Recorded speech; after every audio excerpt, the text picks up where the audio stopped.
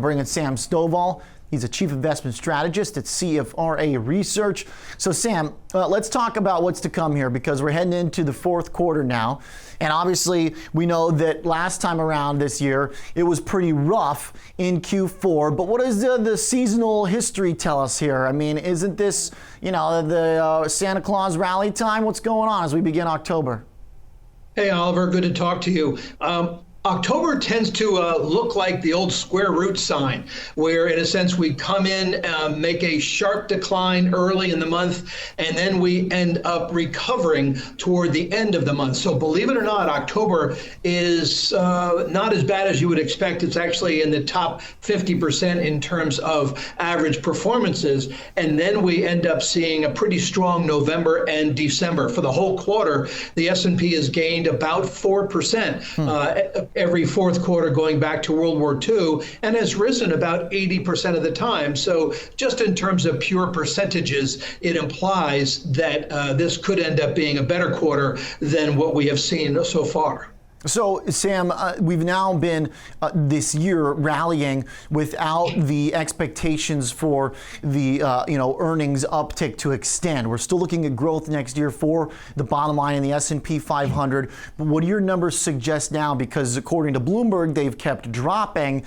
And I wonder at what point, do we get through a whole year where we're just totally focused on trade hopes and low interest rates, keeping the TINA trade alive? Are we going to talk earnings at some point? Are we due for a miss at some point?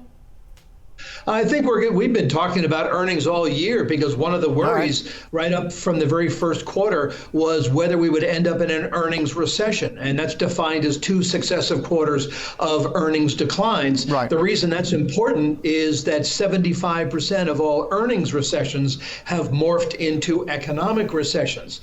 And even though we're looking for a near 4% decline in earnings this quarter, we're expecting a 3% recovery in the fourth quarter, and then a more than 10% increase for all of 2020. So I think the reason that 2019 earnings are expected to be anemic, meaning up about 1% in total, is because in 2018, we got twice the growth that was anticipated at the beginning of the year. It was 11.5%. We got 23% because of the tax cuts. Mm-hmm. So, Sam, is this then a market that doesn't need confirmation from the Fed that they're going to keep, in your mind, cutting rates after today? This conversation comes right back in center because our probabilities of the next cut were actually a little bit mixed, and it was almost basically a coin flip by Fed funds futures for when it arrives. But now, with the weak number, we're right back to, it seems, leaning on the narrative around the Fed instead of saying, well, what are we looking at for the earnings growth? What are we looking at for the actual economic outlook?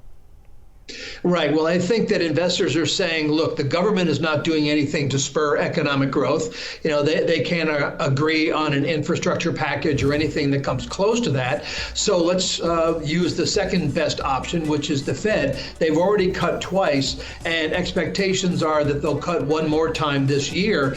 And who knows what's going to happen in 2020. I don't think the Fed wants to cut rates if it can help it, because let's face it, the Fed funds rate is pretty low to begin with.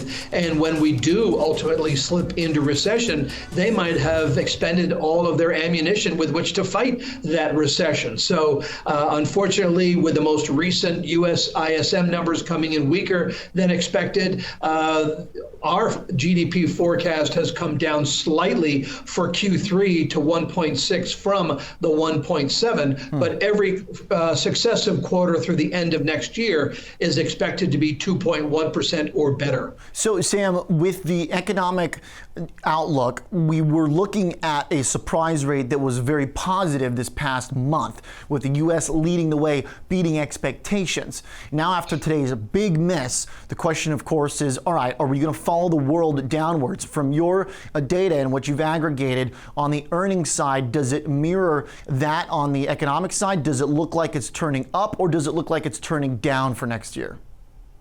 Well, for the U.S., it looks like it's turning down more in this year than next year. Expectations were for 2.4% growth this year, 2.3 next year. Now it's 2.3 for both years. Developed economies are also expected to tread water, up 1.1% for both years. It's really the emerging markets that are expected to see growth coming to 4.1% this year, rising to 4.6% next year. So for the whole world, we could see a slight uptick, but it's not thanks to the developed nations. Yeah. Sam, last point here is on a sector basis, where do we expect them to see that leadership come from if the manufacturing sector is in question? Today we see industrials, materials getting slammed. Can semiconductors and tech be disconnected from that for long? Because semis are sitting near the highs right now.